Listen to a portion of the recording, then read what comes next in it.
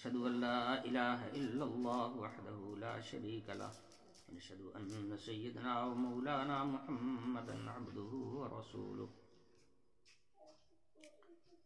أما بعد فأعوذ بالله من الشيطان الرجيم بسم الله الرحمن الرحيم وإذ قال إبراهيم رب اجعل هذا البلد آمنا واجنبني وبني أن نعبد الأصنام رب إنهن أضللن كثيرا من الناس فمن تبعني فإنه مني ومن عصاني فإنك غفور رحيم.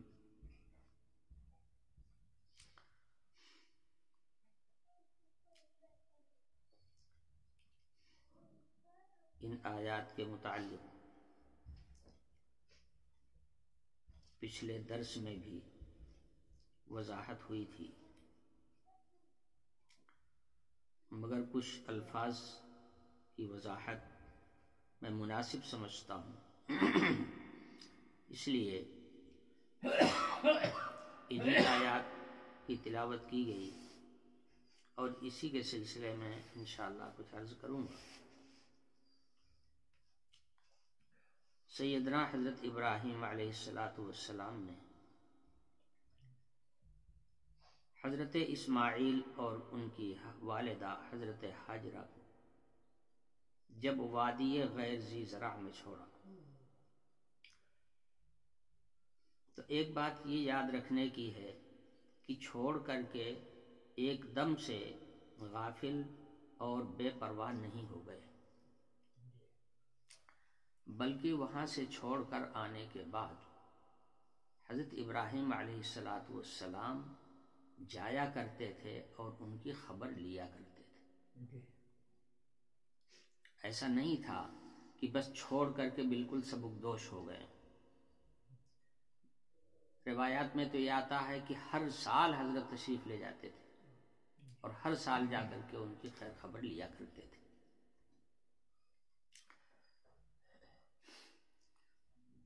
دوسری بات، ایک دعا تو حضرت نے اس وقت فرمائی تھی جب ان کو چھوڑ کر کے واپس آ رہے تھے، مگر وہی آخری دعا نہیں تھی، بلکہ موقع بموقع حضرت ان لوگوں کے لیے دعا کرتے رہتے تھے، اللہ تعالیٰ سے ان کی عافیت اور ان کی خیریت کے لیے اللہ تعالیٰ سے درخواست کرتے رہتے تھے۔ اس لیے کہ آیت میں فرمایا گیا رب اجعل ھذا البلد آمنا، اے اللہ اس شہر کو امن والا بنا دیجیے۔ تو جس وقت حضرت اسماعیل علیہ السلام کو چھوڑا تھا اس وقت وہاں شہر کیا ایک گھر بھی نہیں تھا،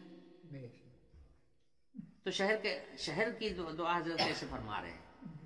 اس سے اندازہ ہوتا ہے کہ یہ دعا کا ایک سلسلہ ہے، پورے رکوع میں دعاؤں کا تذکرہ ہے، مگر یہ حصہ جو دعا کا ہے لگتا ہے کہ وہاں پر آبادی بس جانے کے بعد کی یہ دعا ہے۔ جب وہاں آبادی ہو گئی تھی، شہر اور بستی وہاں پر آباد ہو گئی تھی، تو اس کے بعد حضرت نے یہ دعا فرمائی تھی، تب فرمایا تھا اجعل ھذا البلد آمنا، اے اللہ اس شہر کو امن والا شہر بنا۔ اب ظاہر ہے کہ وہاں سوائے جنگل کے اور سوائے پتھر کے کچھ بھی نہیں تھا،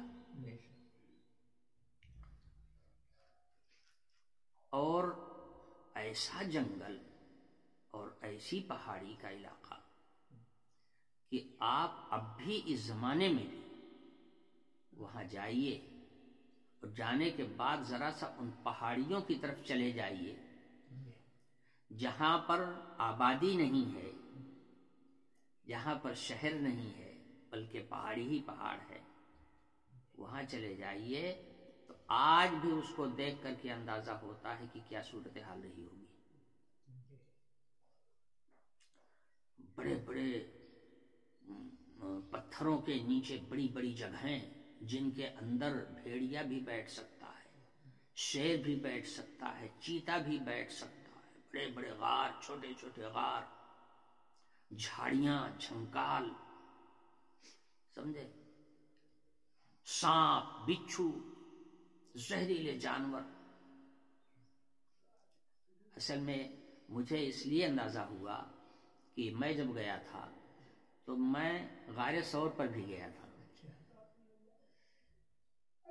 غار ثور جو ہے یہ جبل ثور کے اوپر ہے. اب یہ بہت بڑا اونچا پہاڑ ہے. جب وہاں گیا ہوں تب اندازہ ہوا ہے کہ یہ گھاٹی کس انداز کی رہی ہوگی. جب آج یہ حال، گورنمنٹ نے وہاں پر راستہ وغیرہ نہیں بنایا، بلکہ بڑا سا بورڈ لگا ہوا ہے، اس پر یہ لکھا ہوا ہے کہ آگے جانا ممنوع ہے، آپ اپنی جان کی حفاظت کیجئے، آگے مت جائیے. بڑے بڑے بورڈ لگے ہوئے ہیں، جو جتنا بڑا کمرہ ہے اتنا بڑا بورڈ لگا ہوا ہے. منع ہے، گورنمنٹ منع کرتی. اسی لیے گورنمنٹ نے غار ثور پر جانے کے لیے کوئی راستہ نہیں بنایا کہ اگر راستہ بن جائے گا تو پھر پبلک جو ہے یہاں ہجوم لگائے. تو واقعی بڑی ہی دہشت کی جگہ تھی. اسی کو حفیظ جالندھری نے کہا ہے، یہ وادی جس میں وحشت بھی قدم رکھتی تھی ڈر ڈر کے، جہاں پھرتے تھے آوارہ تھا پیڑے باد سر سر کے. یہ وادی جس میں سبزہ تھا نہ پانی تھا نہ سایہ تھا، اسی کی جستجو کرنے کوئی ابراہیم آیا تھا. یہیں ننھے سے اسماعیل کو لا کر بسایا تھا، یہیں اپنی جبینوں سے خدا کا گھر بسایا تھا. تو بڑی ہی وحشتناک جگہ تھی. اس لیے حضرت نے دعا فرمائی، تو اس بات کی دعا فرمائی کہ اے اللہ اس مقام کو، اس بستی کو امن کی بستی بنا دے. یہاں پر اب امن سے مراد کیا ہے؟ ازالت الخوف. مفسرین نے لکھا ہے ازالت الخوف، یعنی خوف و دہشت کا جو یہاں پر ماحول ہے اس کو ختم فرما کر کے امن اور سلامتی کا مقام بنا. حق تعالی شانہ نے حضرت ابراہیم علیہ السلام کی اس دعا کو کیسا قبول فرمایا، کیسا قبول فرمایا. روایات سے پتہ چلتا ہے کہ بعد میں جب خانہ کعبہ کی تعمیر باپ بیٹے نے مل کر کے تیار کی تو حق تعالی شانہ نے فرمایا کہ ابراہیم لوگوں میں اعلان کر دو لوگ حج کے لیے آئیں.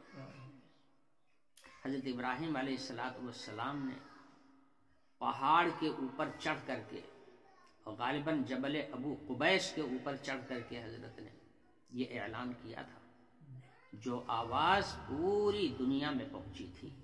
موجود تو موجود، جو لوگ پیدا نہیں ہوئے تھے ان کی روحوں تک یہ آواز پہنچ گئی تھی. اس کے بعد حضرت ابراہیم علیہ السلام کو اللہ تعالی نے حکم دیا کہ آپ یہاں کی میقات اور حدود کو مقرر کریں. حضرت جبریل علیہ السلام کو رہنمائی کرنے کے لیے اللہ تعالی نے بھیجا. یہ جو میقات ہے یہ حضرت ابراہیم علیہ السلام کی مقرر کی ہوئی. میقات حرم شریف کے چاروں طرف سمتیں چار ہیں، چاروں سمت پر دور دراز علاقے پر میقات کا نشان لگایا. جس طرف سے بھی کوئی آدمی حرم کے اندر جانا چاہے تو میقات کے اندر بغیر احرام کے داخل ہونا جائز نہیں. یہ ادب ہے اللہ کے گھر کا کہ جب جاؤ تو احرام باندھ کے جاؤ. اسی لیے پہلے جب پانی کے جہاز سے لوگ جاتے تھے تو یلملم کی سیدھ میں جب پہنچتے تھے تو وہاں احرام بندھوایا جاتا تھا. لیکن جب سے ہوائی جہاز کا سلسلہ چل گیا تو چونکہ ہوائی جہاز بڑی تیزی کے ساتھ اس مقام سے گزر جاتا ہے اس لیے یہیں احرام بندھوا دیا جاتا ہے. اگر جہاز بمبئی سے اڑان بھرتا ہے تو بمبئی میں احرام پہنا دیا جاتا ہے، اور لکھنؤ سے اڑتا ہے تو لکھنؤ میں، دلی سے اڑتا ہے تو دلی میں. غرض کی اپنے ملک کے اندر ہی احرام پہنا کر کے پھر لوگوں کو جانے دیا جاتا ہے. وجہ اس کی یہی ہے کہ جہاز اتنی تیزی کے ساتھ گزرتا ہے کہ وہاں اتنا موقع نہیں رہتا کہ میقات سے پہلے وہ احرام باندھ سکیں، یہیں سے بندھوا دیا جاتا ہے. کہنے کا مطلب یہ ہے کہ یہ جو میقات چاروں طرف مقرر فرمائے، ہندوستان اور پاکستان کی میقات جو ہے یلملم ہے، سب اسی طرف سے گزرتے ہیں، اس لیے یہیں سے احرام باندھ دیا جاتا ہے ہوائی جہاز سے سفر کرنے والوں. ایسے ہی شام کی طرف سے جو لوگ آئیں گے ان کی میقات الگ ہے، مصر کی طرف سے جو لوگ آئیں گے ان کی میقات الگ ہے. چاروں طرف غرض کی میقات بنی ہوئی ہے. یہ میقات کا تعین حضرت ابراہیم علیہ السلام نے حضرت جبریل علیہ السلام کے بتانے پر نشاندہی فرمایا تھا. اسی طرح سے حدود حرم جس کے اندر لڑائی جھگڑا جائز نہیں، وہاں کا پیڑ پودا اکھاڑنا جائز نہیں، وہاں کا کانٹا توڑنا جائز نہیں، وہاں کسی جاندار پر چاہے وہ جانور ہی کیوں نہ ہو اس کو مارنا جائز نہیں. اور حالت احرام میں تو بہت ساری چیزیں ناجائز. حالت احرام میں تو آدمی اپنے کپڑے میں پڑی ہوئی جوئی بھی نہیں مار سکتا، سمجھے؟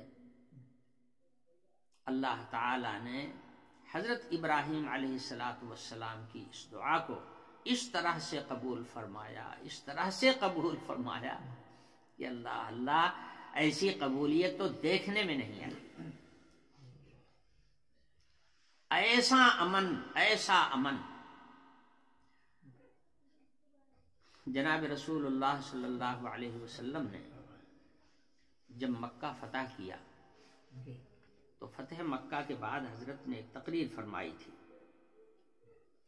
اس موقع پہ ارشاد فرمایا تھا ان ھذا البلد حرمہ اللہ یوم خلق السماوات والارض.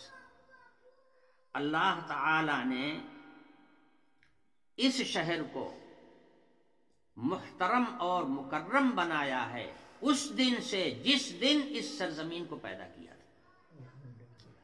آسمان و زمین کو جس دن اللہ تعالی نے پیدا کیا تھا، چونکہ زمین جب اللہ نے بنایا تو زمین کا پہلا حصہ جو ابھرا ہے وہ وہی مقام ہے، وہ وہی علاقہ ہے جہاں پر مکان کعبہ ہے، یعنی مکہ مکرمہ کی زمین. یہی پہلے رونما ہوئی ہے. اس کے بعد پھر اللہ تعالیٰ نے وہیں سے اس زمین کو پھیلایا ہے پوری دنیا میں جہاں تک پھیلانا تھا. تو حضور اکرم صلی اللہ علیہ وسلم نے ارشاد فرمایا کہ اللہ تعالیٰ نے اس مقام کو اسی دن سے محترم و مکرم بنایا ہے جس دن اس زمین کو پیدا کیا. فَهُوَ حَرَامٌ بِحُرْمَةِ اللَّهِ تَعَالَى إِلَى يَوْمِ الْقِيَامَةِ. یہ مقام محترم رہے گا قیامت تک. یہ قابل احترام. یہاں جو جائے گا تو سر جھکا کے جائے گا، جو آئے گا ادب کے ساتھ آئے گا. بے ادبی کے ساتھ وہاں آنے کی کسی کو بھی اجازت نہیں ہے. لڑائی جھگڑا کرنے کی وہاں پر کسی کو اجازت نہیں ہے. یہاں تک کہ مار پیٹ کرنے کی قطعاً اجازت نہیں ہے. اور یہ حکم سرکار دو عالم صلی اللہ علیہ وسلم کا دیا ہوا نہیں ہے، بلکہ پہلے سے یہ حکم نافذ ہے चुनांचे कुरैश मक्का, चूंकि इनकी जिंदगी देहाती और बदवी जिंदगी थी, जंगली जिंदगी थी, इसलिए लड़ना झगड़ना इनके यहाँ बहुत रहता था, लड़ते झगड़ते रहते थे। मगर चाहे जितनी बड़ी लड़ाई हो, अगर अशहुरे हुरुम आ गए तो लड़ाई बंद। अशहुरे हुरुम, हुर्मत के 4 महीने, अरब में इसका बहुत लिहाज था कि इन हुर्मत वाले महीनों में, जिनके अंदर हज का महीना भी आ जाता है, 4 महीने हुर्मत के हैं। इन 4 महीनों में कुरैश मक्का बावजूद इसके कि वो मुशरिक तक हो गए थे, मगर खाने काबा का और हरम शरीफ का अदब ये था कि चाहे कितनी ही बड़ी लड़ाई होती रहे, लेकिन अगर अशहुर हुरुम दाखिल हो गए तो इनकी लड़ाई बंद हो जाती। अपना दुश्मन, खुला हुआ दुश्मन हरम शरीफ के अंदर मिल जाए, जुबान से भी उसको अजियत नहीं पहुंचाते थे, गाली तक नहीं देते थे। ये एहतराम था इस मकाम का, कहने का मतलब ये। और उसके बाद हुजूर अकरम सल्लल्लाहु अलैहि वसल्लम ने तो और मजीद अहकाम जारी फरमा दिए, समझे। हुजूर ने तो यहां तक फरमाया कि यहां का कांटा भी नहीं तोड़ा जाएगा, यहां के पेड़ पौधों को उखाड़ा नहीं जाएगा। अगर कोई शिकार आकर के पनाह ले लिया हुदूद हरम के अंदर, तो उस शिकार को वहां से भड़काया नहीं जाएगा। अगर किसी का कोई सामान गिर गया है तो उसको उठाया नहीं जाएगा, बल्कि वैसे ही वो पड़ा रहेगा। सिर्फ उन लोगों के लिए उठाने की इजाजत होगी जो उसकी तशहीर करें और उसके मालिक तक पहुंचाने की कोशिश करें। यही वजह है कि हरम शरीफ के अंदर कोई किसी के सामान को छूता नहीं। अगर किसी का सामान गिर गया तो कोई उठाता भी नहीं, और अगर किसी गैर आदमी ने उठा लिया तो ये उनके यहां सरकारी जुर्म है। ऐसे आदमी को पकड़ करके जेल में डाल दिया जाता है। हुकूमत की जानिब से मुहाफिज दस्ता मुकर्रर है, काफिले चलते हैं, पीछे से वो मुहाफिज दस्ता भी निकलता है। अगर किसी का सामान गिर ही जाता है, जहां बहुत से आदमी रहते हैं वहां कुछ न कुछ गिरता गिरता ही रहता है, वो मुहाफिज दस्ते का जो अमला होता है, यानी जो सिपाही लोग होते हैं, वही उसको उठाते हैं, बाकी कोई दूसरा छूता नहीं। और उसके बाद ले जाकर के कुछ खास खास घर बनाए गए हैं, मुहाफिज खाना। वो पुलिस वाला जब उस सामान को उठाएगा तो ले जाकर के सीधे खूंटी पे टांग देगा। जिसका है आओ, पहचानो और ले जाओ। न किसी से पूछने की जरूरत है, न किसी से इजाजत लेने की जरूरत है। आओ मुहाफिज खाने में, देख लो, अगर तुम्हारा सामान कहीं है ले लो, अपना ले जाओ। वहां कोई किसी दूसरे की चीज को हाथ लगाता ही नहीं है। एक प्रतापगढ़ शहर के मोहम्मद अली हैं, ये हमारे साथ हज में थे। तो जब अरफात के मैदान गए तो अल्लाह का बंदा वो अपना बैग साथ में लेता गया। हालांकि वहाँ लोग ले नहीं जाते हैं बैग वगैरह, सब वहाँ वही अपने रूम में छोड़ देते हैं, और वहाँ कोई छूता उता नहीं, खुला रहे कोई फर्क नहीं पड़ता। ये अपना बैग लेते गए, और जब वापसी का वक्त होता है तो बड़ी हंगामी सूरत हाल होती है। वो गाड़ियों पर बैठने का मसला रहता है। वो हमा हमी में किसी तरह से इनका बैग छूट गया। अब जाहिर है कि मिना से अरफात कितने फासले पर है। यहां आए, जब खेमे में पहुंचे तो रोने लगे। मैंने पूछा कि क्या हुआ, ये तो बहुत लेट आए, और लेट आने के बाद जब पहुंचे तो रोने लगे बेतहाशा। मैंने कहा क्या हुआ? अरे कहने लगे कि मैंने काफी पैसे भी ले लिए थे साथ में, वो बैग था मेरे पास में, और वही अरफात के मैदान में छूट गया। میں نے کہا کہ محمد علی رو نہیں، یہ پرتاپ گڑھ نہیں ہے، یہ ہندوستان نہیں ہے، تمہارا بیگ ملے گا، تم صبر تو کرو۔ رات بیچاری کی گزرنا مشکل ہو گئی، نیند نہیں آئی اس کو رات میں۔ صبح ہوئی، اگلا دن ہوا، تو یہی 11 بجے کے قریب میں نے کہا کہ محمد علی جاؤ محافظ خانے، جاؤ وہاں تلاش کرو۔ یہ گئے تو محافظ خانے میں رکھا ہوا ملا، ٹگا ہوا تھا۔ انہوں نے بتایا کہ اس کو جس طرح میں نے بند کیا تھا اسی طرح سے بند تھا، اس کی چین بھی نہیں کھولی گئی تھی، کوئی تالا تھوڑا لگایا تھا، ویسے بیگ تھا، چین تک نہیں کھولی گئی تھی، بس جیسے تھا لے جا کر کے کھوٹی پہ رکھا ہوا تھا، لے لیا، لے کر کے چلے گئے۔ تو اللہ تعالی نے حضرت ابراہیم علیہ السلام کی دعا کو کس طرح سے شرف قبولیت عطا فرمایا، اللہ اللہ، اس کی مثال کیا ہو سکتی ہے۔ جہاں اتنی بڑی قربانی حضرت نے پیش کیا تھا، وہیں ان کی باتیں بارگاہ الہی میں کس طرح سے مقبول ہوتی تھی۔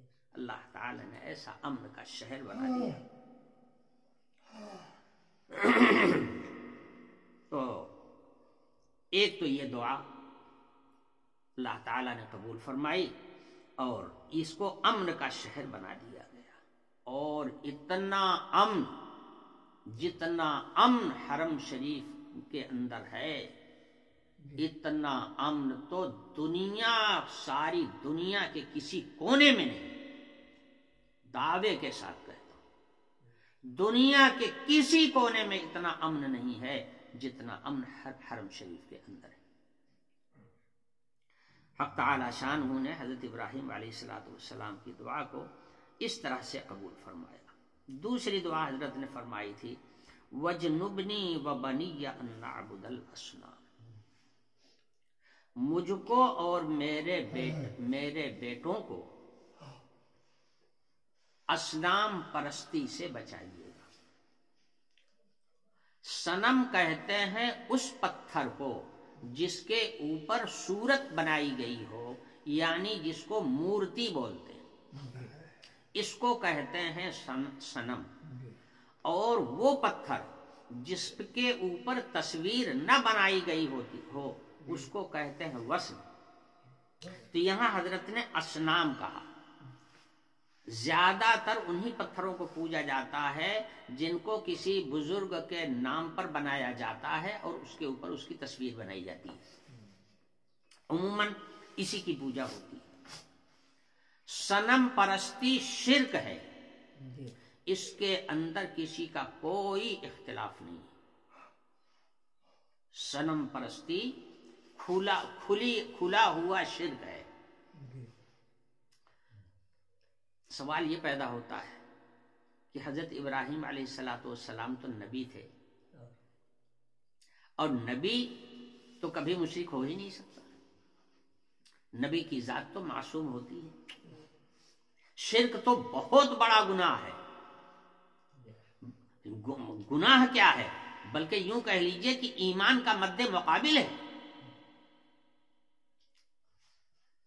تو سیدنا حضرت ابراہیم علیہ السلام تو پیغمبر ہیں، ان سے تو بت پرستی کا وہم بھی نہیں کیا جا سکتا۔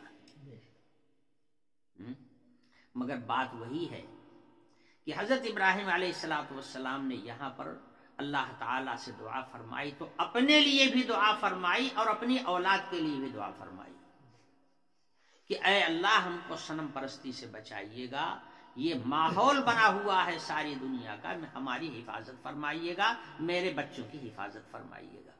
اللہ تعالیٰ نے حضرت ابراہیم علیہ السلام نے اللہ تعالیٰ سے یہ دعا فرمائی، جس سے یہ تعلیم دینا تھا کہ انبیاء علیہ السلام کی جو عصمت ہے وہ بھی اللہ تعالیٰ کی توفیق اور حفاظت سے ہی قائم ہے۔ انبیاء معصوم ہیں، اللہ کی توفیق سے معصوم۔ تو کسی چیز سے بھی حفاظت اگر ہو سکتی ہے تو جبھی ہو سکتی ہے جب حق تعالی شانہ کی عنایت شامل حال ہو۔ اس لیے میں نے بتایا تھا پچھلے سبق میں کہ اللہ تعالی سے ہدایت کی دعا مانگتے رہنا چاہیے، ہدایت پر قائم ہونے کے باوجود اللہ تعالی سے ہدایت کی دعا مانگتے رہنا چاہیے۔ دیکھیے حضرت ابراہیم علیہ السلام پیغمبر ہیں جن سے شرک کا وہم بھی نہیں ہو سکتا، مگر دعا فرما رہے ہیں کہ رب العالمین ماحول بہت خراب ہے، اس ماحول میں ہماری حفاظت کیجئے گا، کہیں ایسا نہ ہو کہ صنم پرستی ہمارے سامنے آ جائے، ہمارے پاس آ جائے، ہماری اس سے حفاظت فرمائی، ہماری بھی اور ہمارے بچوں کی بھی حفاظت فرمائیے گا۔ حضرت ابراہیم علیہ السلام کی وَبَنِيَّ، اب یہاں پر ایک سوال پیدا ہوتا ہے کہ پچھلے دروس میں نے آپ کے سامنے بتایا تھا کہ حضرت اسماعیل، یہ قریش مکہ جو ہیں، یہ سیدنا حضرت اسماعیل علیہ السلام کی اولاد ہے، اور حضرت اسماعیل علیہ السلام حضرت ابراہیم علیہ السلام کے بیٹے، انہی سے مکہ شہر آباد۔ اور میں نے یہ بھی بتایا تھا کہ عمرو بن لحال خزاعی نے صنم پرستی ایجاد کر دیا تھا، اور یہی قریش مکہ انہوں نے لا کر کے خانہ کعبہ کے پاس بت بھی نصب کر دیا تھا، اور پھر مشرک ہو گئے تھے، اور اللہ تعالی نے ان کو قرآن پاک میں مشرک کہا۔ تو حضرت ابراہیم علیہ السلام کی دعا قبول ہوئی یا نہیں ہوئی؟ اگر قبول ہوئی تو پھر ان کی اولاد مشرک کیسے ہوں گی؟ اگر قبول ہوئی ہوتی تو یہ لوگ مشرک نہ ہوتے۔ مفسرین نے اس کا جواب یہ دیا ہے کہ حضرت نے یہاں پر جو لفظ استعمال کیا تھا وہ اس پر غور کیجیے۔ یہ فرمایا تھا کہ میری اور میرے بیٹوں کی حفاظت کیجیے، اور بیٹے کا اطلاق جو ہے وہ اپنے بلا واسطہ جو اپنا بیٹا ہوتا ہے اس پر، اور زیادہ سے زیادہ پوتے پر ہوتا ہے۔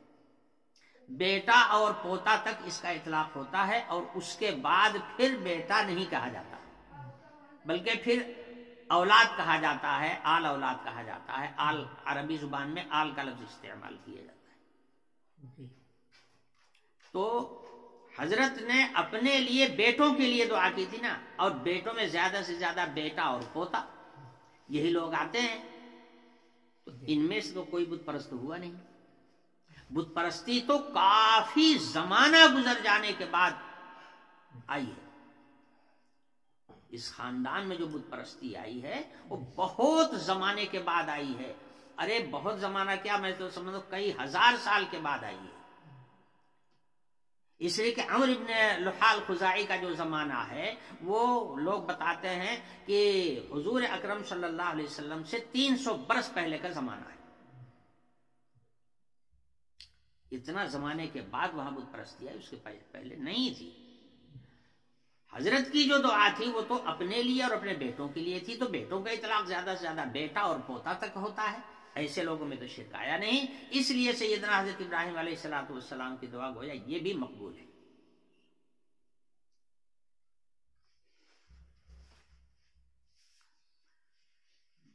حضرت نے اپنی اس دعا میں یہ بھی فرمایا تھا، رب انہن اضللن کثیرا من الناس، ان بتوں نے بہت سے لوگوں کو گمراہ کر دیا ہے۔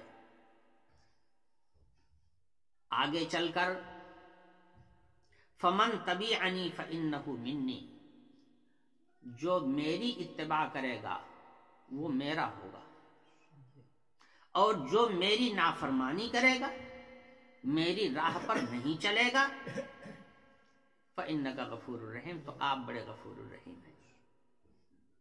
حضرت ابراہیم علیہ السلام کیا کہہ رہے ہیں؟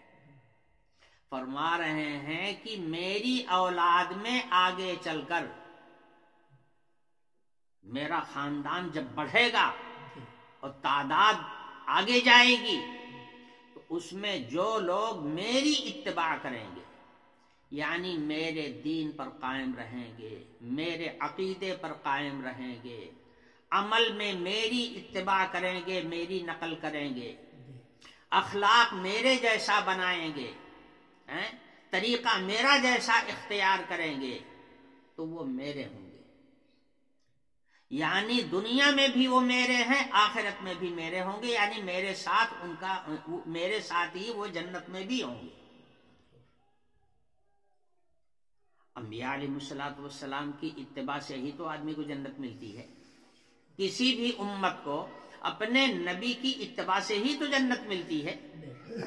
یہ بات یاد رکھیے، حضرت ابراہیم علیہ الصلوۃ والسلام نے یہ بات صاف کر دیا تھا کہ رب العالمین اس بت پرستی کا ماحول تو بنا ہوا ہے، اور میری اولاد بھی ان کے سامنے آئے گی، ہو سکتا ہے کہ بت پرستی کا شکار ہو جائیں، گمراہ ہو جائیں، میرا رستہ چھوڑ دیں، اس بات کا امکان ہے۔ اس لیے صاف کر دیا، جو میری راہ پر قائم رہے گا، میرے پیچھے پیچھے میرے نقش قدم پر چلے گا، وہ تو میرا ہوگا، اور جو میرا رستہ چھوڑ دے گا، دوسروں کا رستہ پکڑ لے گا، تو اس کے سلسلے میں حضرت نے فرمایا فَإِنَّكَ غَفُورٌ رَحِيمٌ۔ گویا یہ لالچ ہے حضرت ابراہیم علیہ السلام کو۔ حضرت ابراہیم علیہ السلام نے اللہ تعالی سے گویا للچائے ہوئے یہ کہا کہ رب العالمین جو میرے نقش قدم پر رہیں گے ان کو تو آپ بخشیں گے ہی، لیکن جو میرے نافرمان ہوں گے، میری اولاد میں، میری ذریت میں، میرے خاندان میں جو میرے نافرمان لوگ ہوں گے، آپ تو بڑے غفور الرحیم ہیں، اگر چاہیں گے تو ان کو بھی بخش دیں گے۔ یہ نہیں فرمایا کہ وہ جہنمی ہوں گے، بلکہ اللہ تعالی سے طمع کر رہے ہیں، یہ امید کر رہے ہیں کہ آپ اگر بخشنا چاہیں گے تو ان کو بخش دیں گے، اور یہ آپ کے لیے کیا مشکل ہے، آپ تو بڑے غفور الرحیم۔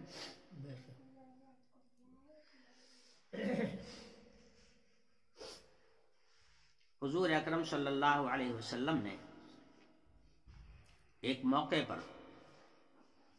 اس آیت کی تلاوت کیا، رب انہن اضللن کثیرا من الناس فمن تبعنی فانہ منی ومن عصانی فانک غفور رحیم، کہ حضرت ابراہیم علیہ السلام نے اللہ تعالی سے دعا کرتے ہوئے کہا تھا کہ میرے رب، ان بتوں نے بہت سو کو گمراہ کیا ہے، میری آل اولاد میں جو لوگ میری اتباع کریں گے وہ تو میرے ہوں گے، لیکن جو میرے نافرمان ہوں گے، یعنی میرے دین پر قائم نہیں رہیں گے، میری شریعت پر قائم نہیں رہیں گے، میرے جیسا اعتقاد ان کا نہیں ہوگا، میرے جیسا عمل نہیں ہوگا، بلکہ گمراہوں کا رستہ وہ اختیار کر لیں گے، تو پروردگار آپ ان کے لیے بھی غفور الرحیم۔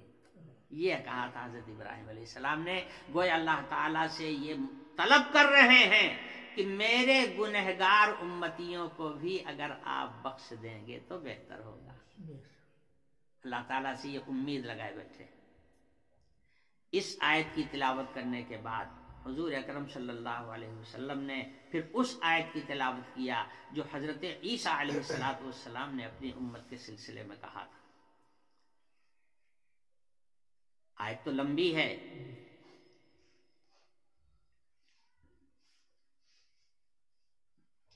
اللہ تعالی نے واقعہ ذکر فرمایا ہے کہ قیامت کے دن حضرت عیسیٰ علیہ السلام سے یہ پوچھا جائے گا کہ کیا آپ نے اپنی امت کو یہ کہا تھا کہ مجھ کو اور میری ماں کو بھی الوہیت میں شریک کر لینا؟ انت قلت للناس اتخذونی وامي الہین من دون اللہ قال سبحانک ما یکون لی ان اقول ما لیس لی بحق۔ حضرت عیسیٰ علیہ السلام اس دن، قیامت کے دن، حشر کے میدان میں یہ کہیں گے، پروردگار آپ تو پاک ہیں ہر عیب سے، میں ایسی بات کیسے کہہ سکتا ہوں جو میرے لیے مناسب نہیں، جس کے کہنے کا مجھے حق نہیں ہے، میں ایسی بات بھلا کیسے کہہ سکتا ہوں؟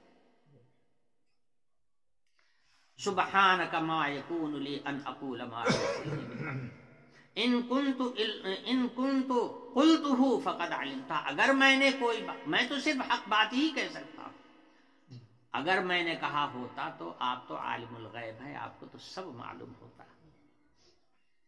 تعلم ما فی نفسی ولا اعلم ما فی نفسک، میرے من میں کیا ہے آپ جانتے ہیں، مگر آپ کے من میں کیا ہے میں کیسے جان سکتا ہوں. انک انت علام الغیوب، آپ تو غیب کا علم رکھتے ہیں، مجھے غیب کا علم نہیں ہے، مگر آپ تو غیب کا علم رکھتے ہیں. آپ کے سامنے تو کوئی غیب ہے ہی نہیں ہے، ہر چیز آپ کے سامنے ظاہر ہی ظاہر ہے، غیب نہیں ہے. ما قلت لهم الا ما امرتنی به ان اعبدوا اللہ ربی وربکم، میں نے تو صرف ان کو یہ کہا تھا کہ لوگوں اپنے رب کی عبادت کرو جو تمہارا بھی رب ہے اور میرا بھی رب ہے. جو آپ نے مجھے کہنے کے لیے کہا تھا وہی بات میں نے اپنی امت سے کہی تھی. ان اعبدوا اللہ، کہ اللہ کی عبادت کرنا، ربی و ربکم، وہی تمہارا بھی رب ہے اور وہی میرا بھی رب ہے. وَكُنْتُ عَلَيْهِمْ شَهِيدًا مَا دُمْتُ فِيهِمْ، اور جب تک میں رہا میں ان کے اوپر گواہ رہا، یعنی میں ان کی نگرانی کرتا رہا.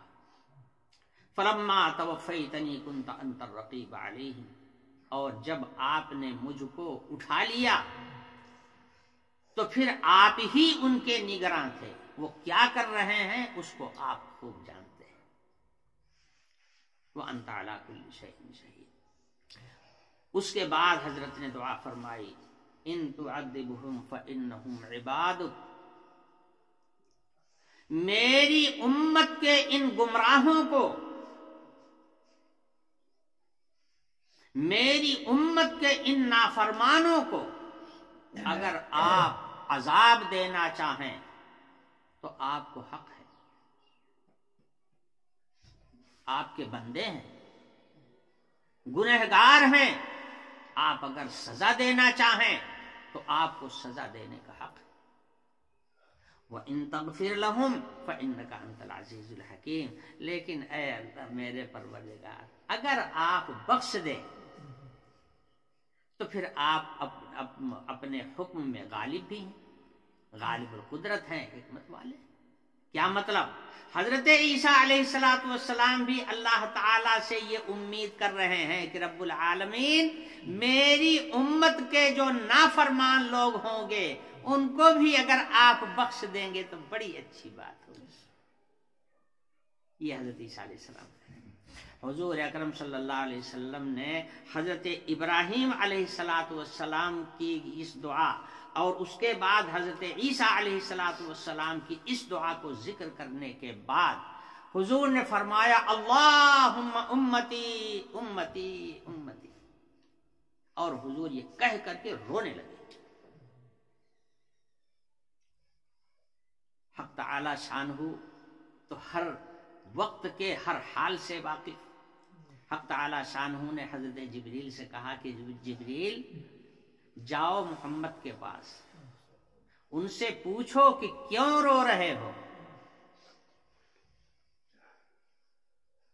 حضرت جبریل علیہ السلام آئے، حالانکہ رب العالمین سب جانتے ہیں، ان کے سامنے کوئی بات پوشیدہ تھوڑے، لیکن یہ حضرت کی دلجوئی بڑھانے کے لیے حضرت جبریل کو بھیجا کہ جاؤ محمد سے پوچھو کیوں رو رہے ہیں.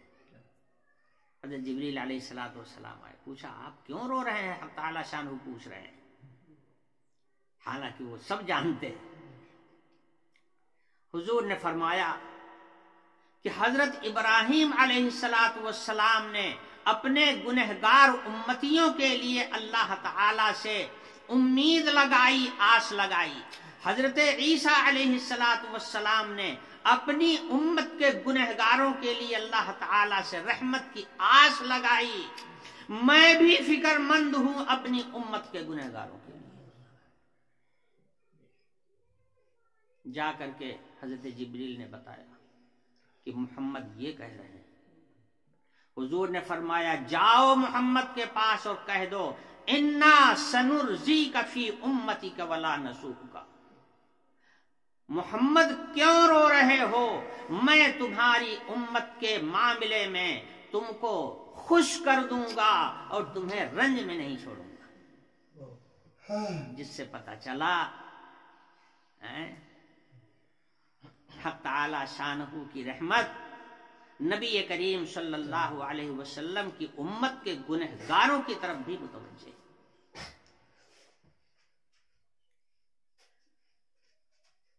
ان گنہگاروں کی بخشش کس طرح سے ہوگی؟ کس طرح سے بخشش ہوگی؟ حق تعالی شانہ نے اپنے نبی آخر الزماں صلی اللہ علیہ وسلم کو مقام شفاعت عطا فرما دیا۔ حضور نے فرمایا اسعد الناس بشفاعتی یوم القیامت من قال لا الہ الا اللہ خالصا من قلبی۔ سب سے زیادہ کامیاب شخص میری امت میں وہ شخص ہوگا جس کے لیے میری شفاعت ہوگی اور میری شفاعت کی وجہ سے بخشا جائے گا، مگر وہ وہی شخص ہوگا جس نے خلوص دل کے ساتھ لا الہ الا اللہ محمد رسول اللہ کہا ہوگا، یعنی مومن کامل ہوگا، مومن ہوگا، ایمان والا ہوگا، جس سے یہاں پر اس حدیث سے اس بات کا پتہ چل گیا کہ مومن ہو اور اس کے بعد گنہگار ہو تو ایسے گنہگاروں کی بخشش نبی کریم صلی اللہ علیہ وسلم کی شفاعت کے ذریعے سے ہو جائے گی۔ لیکن اگر مشرک ہوا، کافر ہوا تو وہ مومن ہی نہیں ہے۔ اور حضور نے صاف فرما دیا ہے کہ میری شفاعت قیامت کے دن ان لوگوں کے لیے ہوگی جنہوں نے خلوص دل کے ساتھ لا الہ الا اللہ کہا ہوگا۔ کہنے سے مراد ہے قائل ہونا، یعنی لا الہ الا اللہ محمد الرسول اللہ کا وہ دل و جان سے قائل ہوگا، مگر ساتھ ساتھ وہ گنہگار بھی ہوگا۔ میری شفاعت ہوگی اور میری سفارش کی وجہ سے حق تعالی شان ہو اس کو بخش دیں گے۔ حضور نے ارشاد فرمایا ایک روایت میں یخرج قوم من امتی من النار بشفاعتی یسمون الجہنمیون، میری امت کے کچھ گنہگار بندے دوزخ میں جا چکے ہوں گے، میں سفارش کروں گا حق تعالی شانہ سے اور میری شفاعت کی وجہ سے اللہ تعالی ان کو جہنم سے نکال دے گا اور وہ بخشے جائیں گے، مگر یہ بھی وہی لوگ ہوں گے تھا ایمان، گناہوں کی وجہ سے دوزخ میں گئے تھے۔ یہاں دو باتوں کو پتہ چلا، ایک بات تو یہ کہ بعض گناہ ایسے ہیں جس کی سزا بھگتنے کے لیے گنہگاروں کو دوزخ میں جانا پڑے گا، مگر دوزخ میں بھی ان کے ساتھ وہ معاملہ نہیں ہوگا جو کافر اور مشرک کے ساتھ ہوگا۔ کافر اور مشرک دوزخ میں جائے گا، کبھی نہیں نکالا جائے گا، اور اس امت کا مومن اگر اپنے گناہوں کی وجہ سے دوزخ میں جائے گا تو اللہ کے نبی صلی اللہ علیہ وسلم اس کے لیے سفارش کریں گے اور حضور کی شفاعت سے اس کو دوزخ سے نکال لیا جائے گا۔ دوسرے اس بات کا پتہ چلا کہ نبی کریم صلی اللہ علیہ وسلم کو مقام شفاعت حاصل ہے۔ یہ اس لیے کہہ رہا ہوں کہ باب الاذان میں ایک روایت آئی ہے، حضور اکرم صلی اللہ علیہ وسلم نے ارشاد فرمایا کہ جب مؤذن اذان کہے تو تم لوگ بھی اس کے اذان کا جواب دیا کرو، اور جب اذان ہو چکے تو میرے اوپر درود بھیجا کرو، اور درود بھیجا کرو اس لیے کہ جو آدمی میرے اوپر ایک دفعہ درود بھیجے گا اللہ تعالیٰ اس کے اوپر 10 رحمتیں نازل فرمائے گا۔ شاید ہمارے بریلوی بھائیوں نے اسی حدیث سے صلاۃ والسلام کو نکالا ہے کہ اذان کے بعد وہ کھڑے ہو کر اجتماعی طور پر صلاۃ والسلام پڑھتے ہیں، یا نبی سلام علیہ، سمجھے؟ مگر امت میں اس کو رواج نہیں ملا، حضرات صحابہ سے اس قسم کا عمل ثابت نہیں ہے اور اس کو رواج نہیں ملا، اس لیے ہم یہ کہتے ہیں کہ اجتماعی طور پر جو صلاۃ و سلام بآواز بلند پڑھا جاتا ہے اور پھر اس کا التزام کیا جاتا ہے، یہ ٹھیک نہیں ہے، اس لیے کہ امت میں حضرات صحابہ کے زمانے سے لے کر کے آگے تک کے آج تک کے زمانے میں ایسا کبھی رہا نہیں ہے۔ تو جس چیز کا التزام حضرات صحابہ، تابعین، تبع تابعین نے نہ کیا ہو، وہ اس کا التزام کرنا قطعاً ٹھیک نہیں ہے، سمجھے؟ بہرحال میں حدیث بیان کر رہا تھا، حضور اکرم صلی اللہ علیہ وسلم نے ارشاد فرمایا کہ جب مؤذن اذان کہہ چکے تو تم میرے اوپر درود بھیجا کرو، تم ایک دفعہ درود بھیجو گے اللہ کی 10 رحمتیں تمہاری طرف متوجہ ہوں گی، تمہارے اوپر نازل ہوں گی۔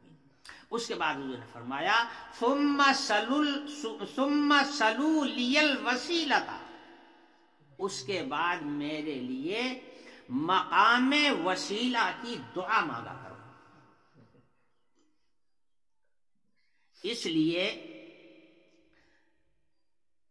کہ وسیلہ جو ہے، یہ مقام وسیلہ، یہ ایک مقام ہے جس پہ صرف ایک شخص کی گنجائش ہے، ایک ہی آدمی اس مقام پر جائے گا، کئی آدمیوں کی گنجائش اس میں نہیں ہے، ایک ہی آدمی اس مقام پر جائے گا، اس لیے میرے لیے دعا کیا کرو، مجھے امید ہے کہ وہ مقام حق تعالی شانہ مجھے عنایت فرمائیں گے، اور یہی ہے مقام شفاعت۔ ایک حدیث میں یہ بھی آیا ہے کہ اذان کے کلمات سننے کے بعد میں جو آدمی کہے گا اللہم رب ہذہ الدعوۃ التامۃ والصلاۃ القائمہ آت محمدا الوسیلۃ والفضیلۃ وابعثہ مقاما محمودا الذی وعدتہ حلت لہ شفاعتی، جو آدمی اذان کے بعد یہ کلمات کہے گا اس کے لیے میری شفاعت جائز ہو جائے گی۔ تو حضور نے جو یہ دعا فرمائی، اس دعا کو بھی قبولیت حاصل ہوئی، یہ دعا بھی مقبول ہوئی۔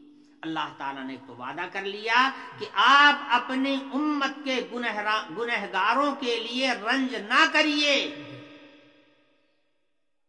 میں آپ کو آپ کے گنہگار امتیوں کے لیے کی جانب سے آپ کو خوش کر دوں گا، آپ کو رنج میں نہیں چھوڑوں گا۔ دوسری طرف مقام شفاعت عنایت فرمایا حضور اکرم صلی اللہ علیہ وسلم کو، حضور نے خود ارشاد فرما دیا کہ میری شفاعت سے بہت سے لوگ دوزخ سے نکالے جائیں گے، بہت سے لوگ دوزخ سے نکالے جائیں گے۔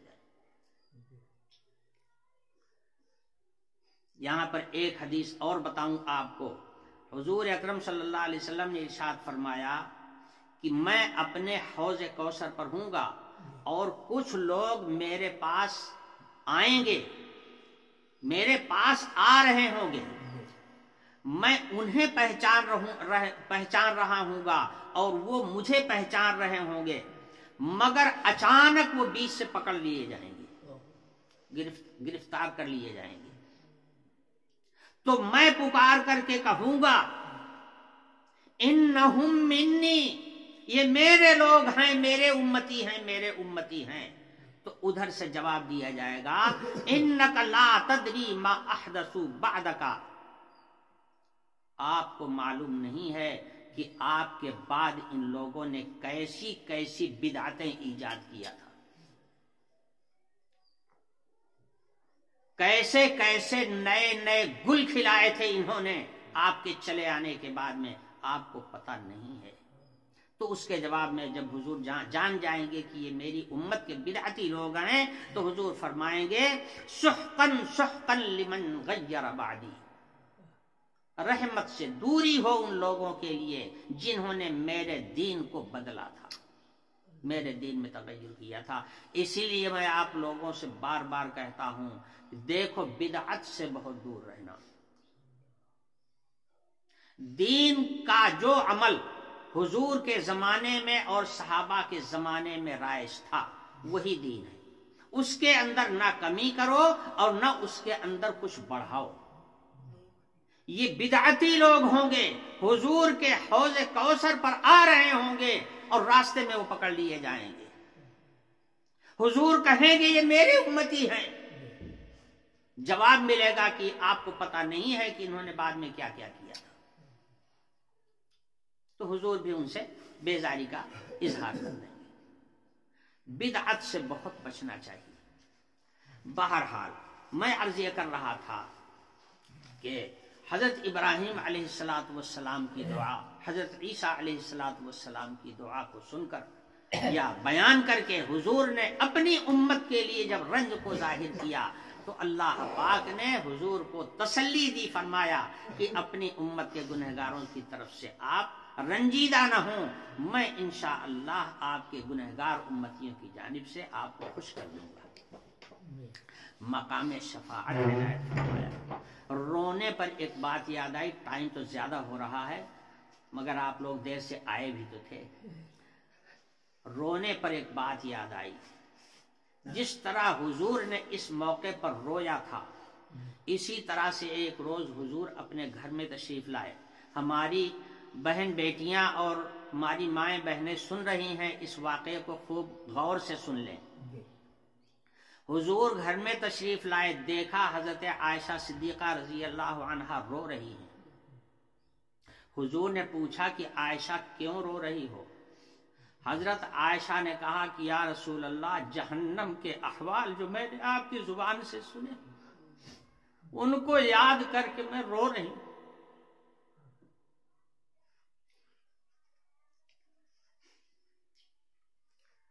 کیا آپ کل قیامت کے دن اپنے گھر والوں کو یاد رکھیں گے؟ یہ سوال تھا حضرت عائشہ کا۔ حضور نے فرمایا کہ عائشہ 3 مقام ایسے ہوں گی جہاں کوئی کسی کو یاد نہیں کرے گا۔ ایک مقام تو وہ ہے جہاں پر اعمال کا جائزہ لیا جا رہا ہوگا، جس کو کہتے ہیں میزان، جہاں پر اعمال تولے جا رہے ہوں گے، اعمال کا جائزہ لیا جا رہا ہوگا، تم نے زندگی میں کیا کیا ہے پورا چٹھا کھولا ہوا ہوگا، نیکیاں بھی ساری موجود ہوں گی، برائیاں بھی ساری موجود ہوں گی، عبادتیں اور نیکیاں ساری موجود ہوں گی، اور گناہ جتنے ہوں گے وہ بھی وہاں پر موجود ہوں گے۔ جائزہ لیا جا رہا ہوگا کہ تم نے کیا کیا تھا کیا نہیں کیا تھا۔ دوسرا مقام عند الکتاب، اعمال کا جائزہ لینے کے بعد میں پھر رزلٹ نکلے گا نا، نتیجہ نکلے گا۔ زندگی میں جو کچھ کیا تو اس کا نتیجہ کیا نکلا، وہ نام اعمال کی صورت میں اڑایا جائے گا، اور جس کا نام اعمال ہوگا اس کے ہاتھ میں جا کر کے پہنچ جائے گا۔ تو جس وقت نام اعمال بھیجا جا رہا ہوگا لوگوں کے ہاتھوں میں، نیک لوگوں کا جو جنتی ہوں گے ان کا نام اعمال داہنے ہاتھ میں پہنچ جائے گا، اور جو جہنمی جن کے لیے جہنمی ہونے کا فیصلہ ہو چکا ہوگا ان کا نام اعمال بائیں ہاتھ میں آ کر کے لگے گا۔ نیک لوگ جب اپنے نام اعمال کو دیکھیں گے تو کہیں گے ہاں امقرؤ کتابی، آؤ آؤ دیکھو دیکھو میرا کتنا نمبر ہے، دیکھو، خوش ہوں گے، خوب خوش ہوں گے۔ فَأَمَّا مَنْ أُوتِيَ كِتَابَهُ بِيَمِينِهِ فَيَقُولُ هَاؤُمُ اقْرَءُوا كِتَابِيَهْ، جن لوگوں کا نام اعمال داہنے ہاتھ میں ملے گا وہ لوگوں کو خوشی میں بلائیں گے، دیکھو دیکھو میرا اتنا نمبر ہے، میرا اتنا نمبر ہے، دیکھو پڑھو اس کو، میرے نام اعمال کو دیکھو۔ فَهُوَ فِي عِيشَةٍ رَاضِيَةٍ، ان کے متعلق فرمایا گیا فَهُوَ فِي عِيشَةٍ رَاضِيَةٍ۔ وَأَمَّا مَنْ خَفَّتْ مَوَازِينُهُ، اور جن کا عمل ہلکا پھلکا ہوگا، بھاری نہیں ہوگا، وزنی نہیں ہوگا، تو فَأُمُّهُ هَاوِيَةٌ، ان کے لیے جہنم کا فیصلہ ہو چکا ہوگا۔ وَأَمَّا مَنْ أُوتِيَ كِتَابَهُ بِشِمَالِهِ فَيَقُولُ يَا لَيْتَنِي لَمْ أُوتَ كِتَابِيَهْ، جن کا نامہ اعمال بائیں ہاتھ میں ملے گا وہ کہیں گے کہ اے کاش یہ نامہ اعمال ہم کو ملا ہی نہ ہوتا، ویسے ہی جہاں بھیجنا ہوتا بھیج دیا جاتا تو ٹھیک تھا، یہ مل گیا ہمارا رنج اور زیادہ بڑھ گیا۔ سمجھے؟ تو حضور نے فرمایا کہ 3 مقام پر کوئی کسی کو یاد نہیں کرے گا۔ ایک، جب جب اعمال کا جائزہ لیا جا رہا ہوگا، اور دوسرے اس وقت جب اعمال نامہ لوگوں کے ہاتھوں میں دیا جا رہا ہوگا، اور تیسرا وہ مقام ہوگا جب لوگوں کو پل صراط کے اوپر سے گزرنے کا حکم ہوگا اور پل صراط کو جہنم کی پیٹھ پر رکھا جائے گا۔ یہ اتنے ہولناک مقامات ہوں گے کہ یہاں پر پہنچنے کے وقت میں کوئی کسی کو یاد نہیں ہوگا۔ یہ بات حضور نے ارشاد فرمائی۔ تو بھائیوں اور بہنوں، اپنی تیاری خود کرو، سمجھے؟ اپنی تیاری خود کرو۔ جیسے ہر آدمی کے پیٹ میں کھانا الگ الگ جاتا ہے، چاہے کسی سے کتنی ہی محبت کیوں نہ ہو، لیکن اگر کھائے گا تو وہ اپنے ہی پیٹ میں جائے گا، اس کے پیٹ میں نہیں جائے گا، سمجھے؟ مرے گا تو اپنی قبر میں خود ہی جائے گا، کوئی اس کے ساتھ نہیں جائے گا۔ قبر سے اٹھے گا تو اکیلا ہی اٹھے گا، کوئی اس کے ساتھ نہیں آئے گا۔ تو اس لیے تیاری کرنا چاہیے، آخرت کی تیاری سے آدمی کو کبھی غافل نہیں رہنا چاہیے۔ بہرحال یہ باتیں مجھ کو یاد آئیں اس دعا پر کہ حضرت ابراہیم علیہ السلام کی اس دعا کو سن کر حضور اکرم صلی اللہ علیہ وسلم بھی رونے لگے اپنی امت کے رنج میں، حضرت عائشہ رونے لگیں دوزخ کے احوال کو یاد کر کے۔ ایک رونے کا قصہ اور بتاؤں، اس امت کے ایک عظیم ترین فرزند سیدنا حضرت عمر رضی اللہ تعالی عنہ، جن کو اللہ تعالی نے مقام فاروقیت عطا فرمایا تھا، جب ابو لؤلؤہ نے حضرت کے اوپر حملہ کیا اور نیزہ مارا ہے، زخمی کر دیا حضرت کو، حضرت شہید ہوئے تھے، زخمی ہو گئے، اور زخم اتنا کاری تھا کہ اب ٹھیک ہونے کی امید نہیں تھی۔ پڑے ہوئے تھے بستر پر، حضرت عبداللہ بن عباس رضی اللہ عنہ حضرت عمر کو دیکھنے کے لیے آئے، جس کو عیادت کہتے ہیں، عیادت کرنے کے لیے آئے حضرت عمر کے پاس۔ پہنچ کر کے انہوں نے پوچھا کہ حضرت کیا حال ہے؟ حضرت نے فرمایا کہ بڑا ڈر لگ رہا ہے، میرا آخری وقت ہے، کل ہمارے سارے اعمال حق تعالی شانہ کی بارگاہ میں پیش ہوں گے، نہ جانے کیا ہوگا ہمارے ساتھ، کہہ کر کے رونے لگے۔ حضرت عبداللہ بن عباس نے کہا کہ امیر المومنین آپ کیوں روتے ہیں؟ آپ تو اللہ کے رسول کے بڑے چہیتے صحابی تھے، آپ کو اللہ نے امیر المومنین بنایا، آپ کے ذریعے سے اللہ تعالی نے اسلام کو قوت عطا فرمائی، آپ نے اسلام کو 4 دانگ عالم میں پھیلا دیا، ہزاروں لاکھوں لوگ تو آپ کی بدولت جنت میں جائیں گے، اور آپ اپنے لیے رو رہے ہیں۔ حضرت امیر المؤمنین رضی اللہ عنہ نے نظر اٹھا کر کے حضرت عبداللہ ابن عباس نے کہا کہ اے عبداللہ ابن عباس، اے رسول اللہ صلی اللہ علیہ وسلم کے چچا زاد بھائی، جو باتیں تم اس وقت مجھ سے کہہ رہے ہو، کیا کل قیامت کے دن جب میرا نام اعمال اللہ کے دربار میں پیش ہوگا، وہاں بھی کھڑے ہو کے اللہ کے سامنے بات کہہ دو گے؟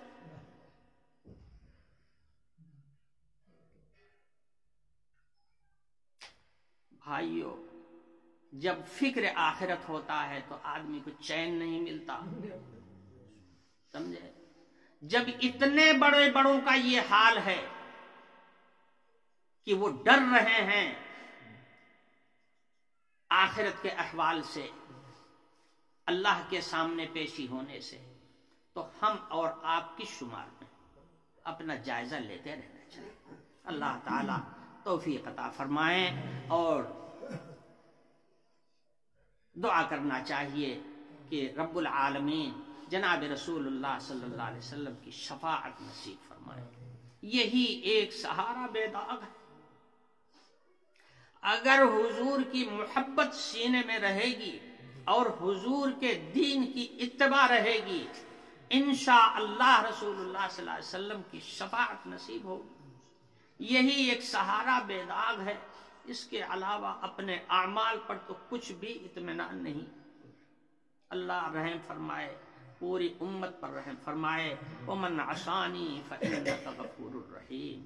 حضرت ابراہیم علیہ السلام نے فرمایا، جو میرے گنہگار بندے ہیں رب العالمین آپ بڑے غفور الرحیم ہیں، بخشنے والے، بخش دیجئے گا انہیں۔